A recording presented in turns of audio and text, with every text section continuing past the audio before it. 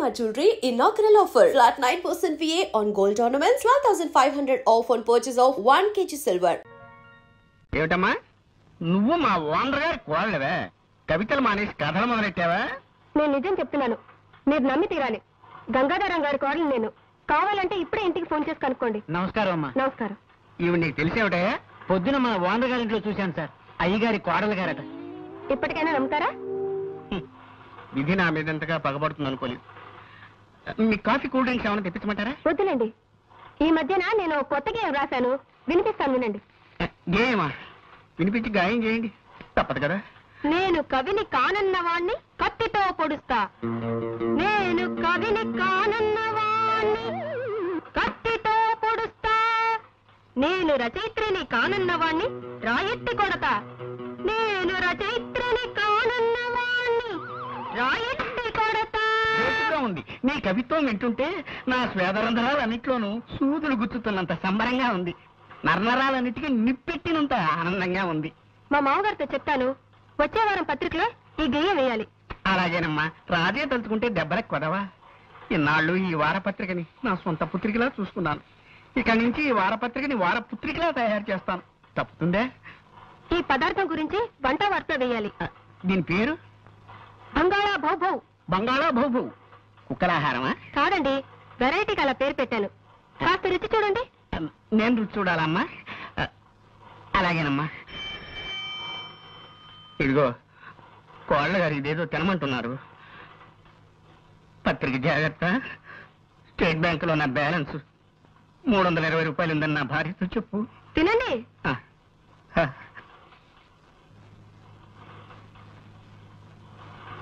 ఎలా ఉంది?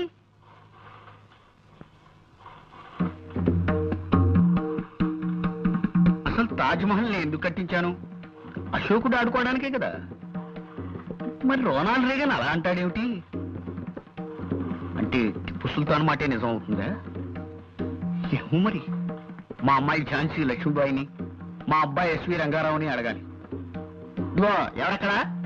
నా ఏనుగుని రిక్షా మీద తీసుకురండి. నేను డాల్ఫిన్ హోటల్లో టిఫిన్ తిని కురుక్షేత్ర యుద్ధానికి వెళ్ళాలి. చూసావా బాబు, నా ఈ వంటకం తింటే ఎంత జ్ఞానం వస్తుందో చూసావా? నువ్వు కూడా కొంచెం తిను. నేనా?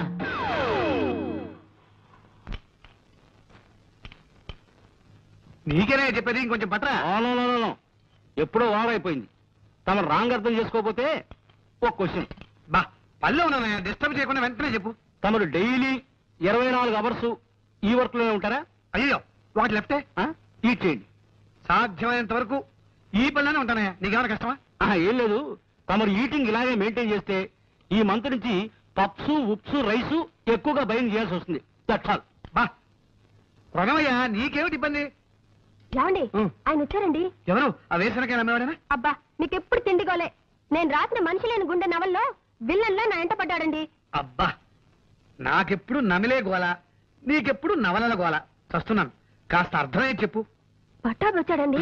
కళ్యాణ్ నీ తమ్ముడా? తమ్ముడంటే అదే నా పెంపుడు తండ్రి కొడుకు. నన్ను మీరు దత్తతిచ్చిన రామకోటి గారి అబ్బాయి. నువ్వు చెప్పేదానికి రుజువు ఏమిటి? కావాలంటే కానీ పిలవండి, నిజం బయటపడుతుంది. ఇంకా నిద్ర లేవలేదా ఈటింగ్ మిషన్? ఇక్కడే ఉన్నాను రా. నాన్నగారు, వీడు చెప్పేదంత అబద్ధం. వీడొచ్చి డబ్బు మనిషి. ఫ్రీగా వస్తే ఫినాయిల్ కూడా తాగిస్తాడు. మీ ఆస్తి కోసం ఈ వేషం వేశాడు. ఈ నాటకాలు రాయుడు. వీడే రామకోటి గారి అబ్బాయి. నేనే చంటబ్బాయి. లేదు నాన్నగారు, వీడే రామకోటి గారి అబ్బాయి. నేనే చంటబ్బాయి. నాన్నగారు, నేను చంటబ్బాయి. వీడి మాటలు నాన్నగారు. నాన్నగారు చంటబ్బాయి.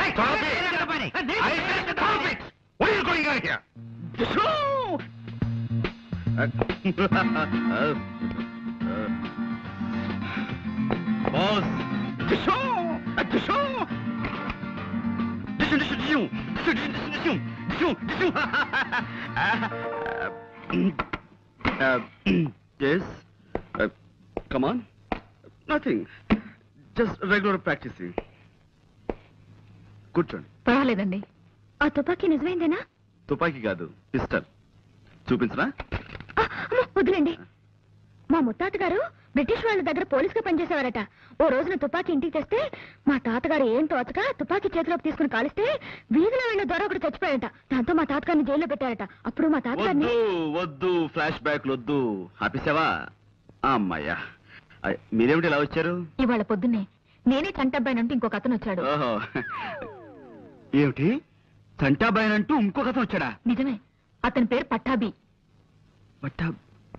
పట్టాభి అంటే కళ్యాణ్ అన్నయ్యే. అతను వచ్చాడా? అవును, ఆ ఇద్దరు అన్నదమ్ములు నా ముందే పోటాడుకున్నారు. ఏమిటో అన్నయ్య తిరిగి వచ్చాడన్న ఆనందం 2 రోజులు కూడా మిగలేదు. ఇప్పుడు ఆ ఇద్దరిలో అన్నయ్య ఎవరైనా ప్రశ్న ఎక్కువ బాధపడుతుంది. నాన్నగారు బాధ చూడలేక మిమ్మల్ని సలహా అడుగుదామని జ్వాలను వెంట పెట్టుకొచ్చాను. డామ్ ఇట్, కేసు మరో మలుపు తిరిగిందన్నమాట. ఇప్పుడు వెల్, ఓ పని చేయండి. మీ నాన్నగారితో వాళ్ళిద్దరిని విడివిడిగా వాళ్ళ చిన్నతనపు విషయాలు ఏమైనా అడగమానండి. నిజమైన గుర్తులు చెప్పిన వ్యక్తి నిజమైన చంటబ్బాయి. That's all. తయారయ్యారా? ఈ చీర ఎక్కడ కొన్నావమ్మా? చాలా బాగుంది.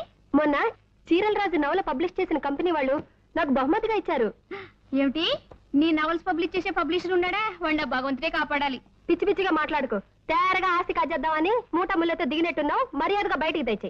నాకేం కర్మమ్మా, ఇది మా ఆయన ఇల్లు. ఇదిగో తివాచి పాడైపోతుంది, కింద దిగా. అబ్బో తివాచి, రోజు నేను దీనికే కాళ్ళు తుడుచుకుంటాను తెలుసా? తుడుచుకుంటావు 2 రోజులు ఆగు. గంజి పెట్టిన నేచర్ లాగా నిన్ను పిండి ఎండ్లో ఆరేస్తాను. ఇదిగో విలన్కి నీ పేరు పెట్టి ఇప్పుడే నవలు రాస్తాను. నేను నిన్ను పాచర్ల ముట్ల కప్పెడతాను. నోర్మి, నువ్వే నోర్మి. నోర్మి మన్నానా? అమ్మా పీస్ పీస్, శాంతి. ఏమిటి లేడీస్ కాటా కుస్తీ పోటీ? Silence please. నా వర్డ్ వినండి, డోంట్ ఫైట్. ఇంతవరకు లేడీ క్యారెక్టర్ లేని డ్రామాలా నా లైఫ్ హ్యాపీగా సాగిపోయింది. ఇప్పుడు మీరు వచ్చారు, నా పని క్లోజ్. మదర్స్ ఆపండి.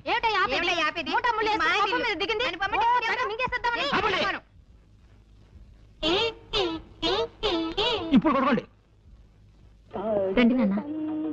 ప్రెస్కెళ్ళి వస్తున్నానమ్మా. ఆ పట్టాభి కూడా భార్యను తీసుకొచ్చినట్టున్నాడు. కింద ఆడవాళ్ళిద్దరూ సిగపట్లు పడుతున్నారు.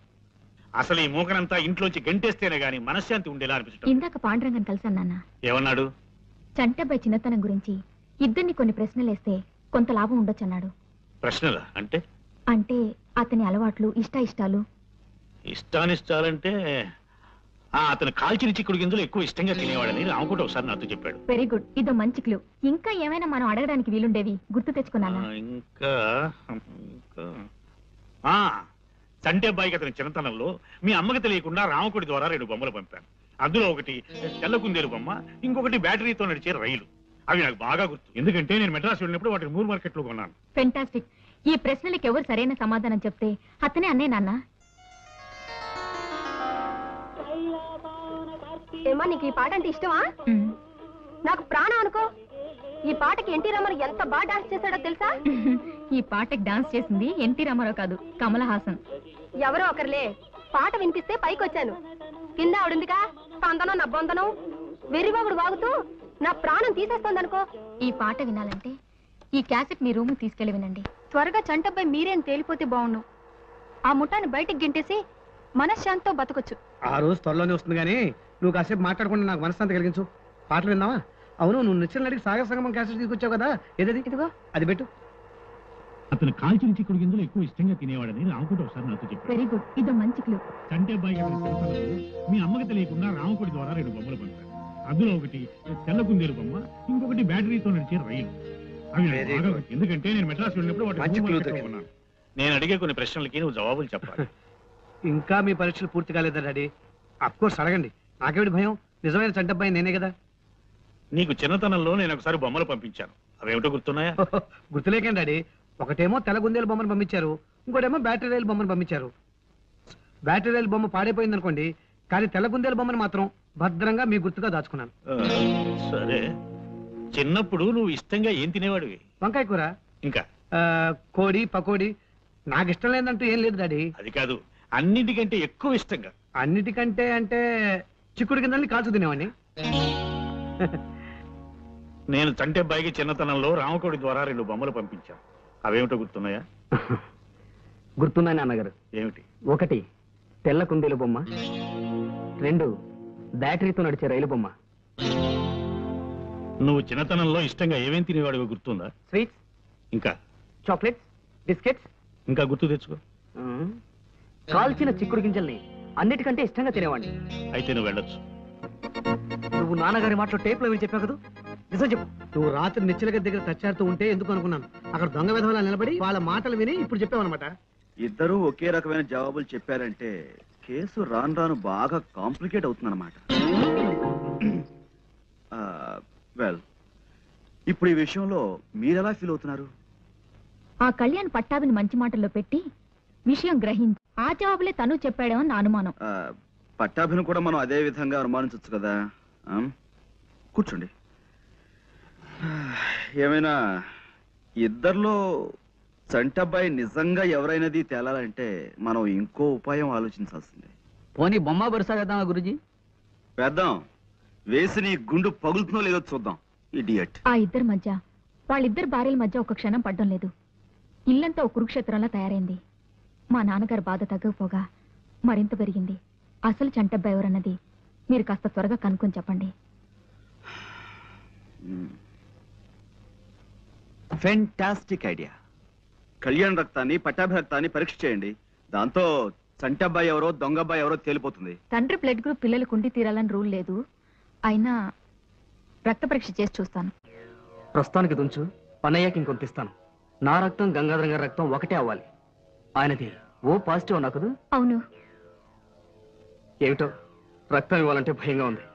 రక్తదానం చేయడానికి ఒప్పుకొని అలా అరుస్తారే? రక్తం ఇవ్వడం మీకు అలవాటు అన్నారు. ఇలా అరవడం కూడా అలవాటేనండి. మరపురాని బాధ కన్నా మధురమే లేదో అన్నారు కదండి, అదండి. చేతి వెళ్ళని ఇలా మూసి వదులుతూ ఉండండి. ఇద్దరి బ్లడ్ గ్రూప్ ఓ పాజిటివేనా? అవును నాన్న. ఈ పరీక్షలోనైనా తెలుస్తుంది అనుకుంటే అది లాభం లేకపోయింది. ఆ ఇద్దరు రక్తం మీ రక్తం ఒకటి కావడం చాలా ఆశ్చర్యంగా ఉంది నాన్న. నీ హడావుడు చూస్తుంటే ఆ ఇద్దరిలో అసలు మనిషి ఎవరో తేల్చేసి తొందరగా అన్నయ్య అని పిలవాలని ఉబలాట పడుతున్నట్టున్నావే. ఆ ఆరాటం మీకు మాత్రం లేదా నాన్న? ఈ విషయంలో ఇన్ని సమస్యలు వస్తాయనుకోలేదమ్మా. ఇప్పటికైనా ఈ చంటబ్బాయిల రాకింతటితో ఆగుతుందో, లేక రేపు ఇంకెవడైనా నాన్న అని పిలుస్తూ దిగుతాడో. కొత్త చంటబ్బాయేమో చూడమ్మా. రంగమ్మా, ఫోన్ తీసుకురా. నిశ్చలయ్యా,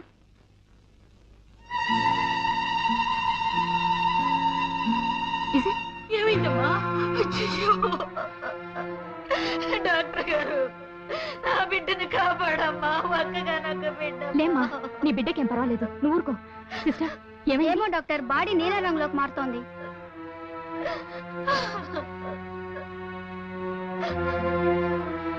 మనం ఎక్కించిన బ్లేడ్ ఇదే డాక్టర్.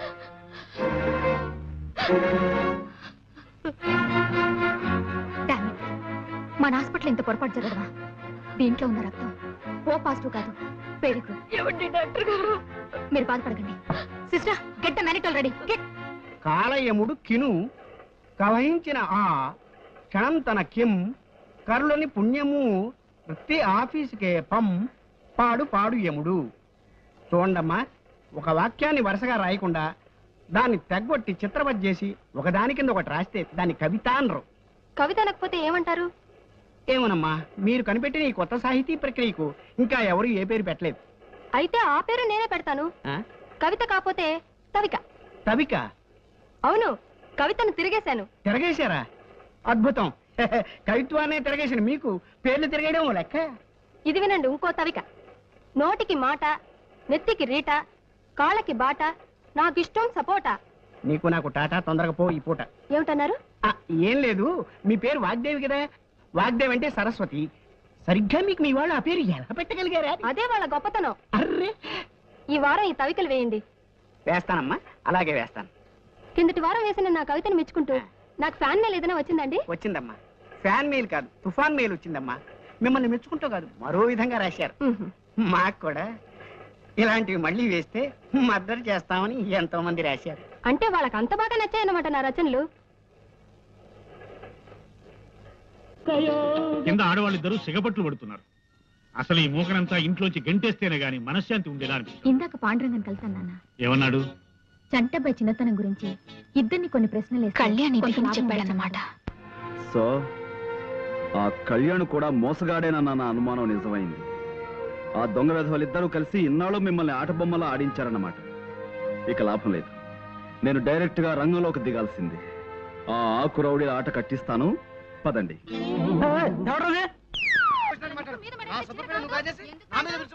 అయ్యా వచ్చారా? లోపల అది హౌస్ కాదండి, ఫైటింగ్ గ్రౌండ్. మీకు లేడీస్ ఫైటింగ్ కావాలనుకుంటే లెఫ్ట్ వెళ్ళండి, జెంట్స్ ఫైటింగ్ కావాలనుకుంటే రైట్ వెళ్ళండి. Free entry. సరే ముందు లోపలికి వెళ్దాం పదండి.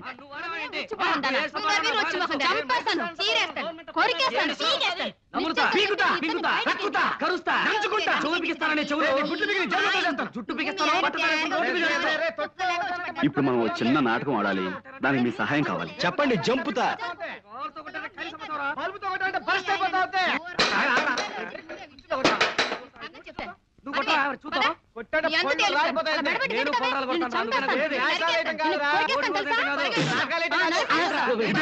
మంచినీళ్ళ బురదీలా?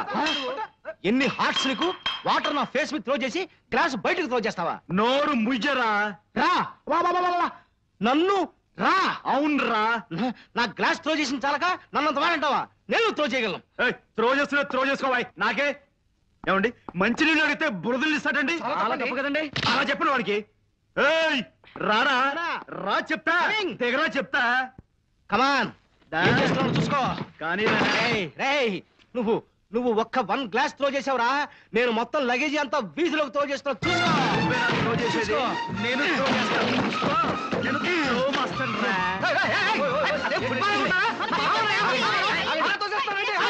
మీరంతా సైలెంట్ అయిపోండి. ఈ దెబ్బతో హీయో అయ్యో తేలిపోవాలి. మనం అంతా ఒక పార్టీ. మీరేం మాట్లాడకండి, నేను చూస్తాగా మీ విషయం. ఆఫ్టర్ ఆల్ నువ్వు లగేజ్ మాత్రమే త్రో చేసావురా, నేను మనుషులే త్రో చేస్తాను. చూసుకో. ఆ విషయం అర్థం కావట్లేదు బాబు. రేయ్, నువ్వు మ్యాన్స్ త్రో చేస్తే నేను ఉమెన్స్ త్రో చేస్తాను రా. చూసుకో. అంటే నువ్వు త్రో చేసేవాడివి, నేను త్రో చేయడం చేతగాని వాణి, అంతేగా? చూడు బ్రదర్, అమాయకుడు పాపం. త్రో చేయి. దా ఏమిటిది? కుక్క కాటుకు చెప్పు దెబ్బ. Pandu. Call me Pand, James Pand. అంటే మీరిద్దరు చేరిన నాటకం ఆడి మమ్మల్ని బయట కట్టేయాలని చూస్తున్నారా? రాస్కెల్స్, ఇద్దరు కలిసి చంటబ్బాయిని నేనంటే నేనేనని నాటకం ఆడి ఈ ఇంట్లో తిష్ట వేస్తారా? ఆస్తి కాజేయడానికి లేనిపోని ఆప్యాయతలు నటిస్తారా? రాస్కెల్స్, నోరు ముయ్యండ్రా. ఎవడ్రా నీకు నాన్న? ఎవర్రా నీకు చెల్లెలు? డబ్బు కోసం తలలు తెగ నరుక్కుంటున్నా తల్లి, తండ్రి, అన్న, చెల్లెలు అనే ఆప్యాయతలు, అనుబంధాలు ఇంకా ఈ దేశంలో మిగులున్నాయిరా. వాటిని కూడా పట్టించాలని ప్రయత్నించకండి. అవును, పాండు ఉన్నమాట చెప్పాడు. ఇంకొక క్షణం మీ మొహం నాకు చూపించకండి. వెళ్ళండి, గెట్ లాస్ట్. బట్ ఎస్ఐ సౌమిత్రికి ఫోన్ చేసి వెంటనే ఇక్కడ రమ్మా అని చెప్పు. అలాగే వీళ్ళ సంగతి అతనే చూసుకుంటాడు. అలా చూస్తూ నిలబడ్డానే. ఇంత అవమానం జరిగిన ఇంకా ఎందుకు ఇక్కడ? ఇది మన ప్రిస్టేజ్ క్వశ్చన్. పదండి, సామాన్లు తీసుకుని. అది కూడా తీసుకో.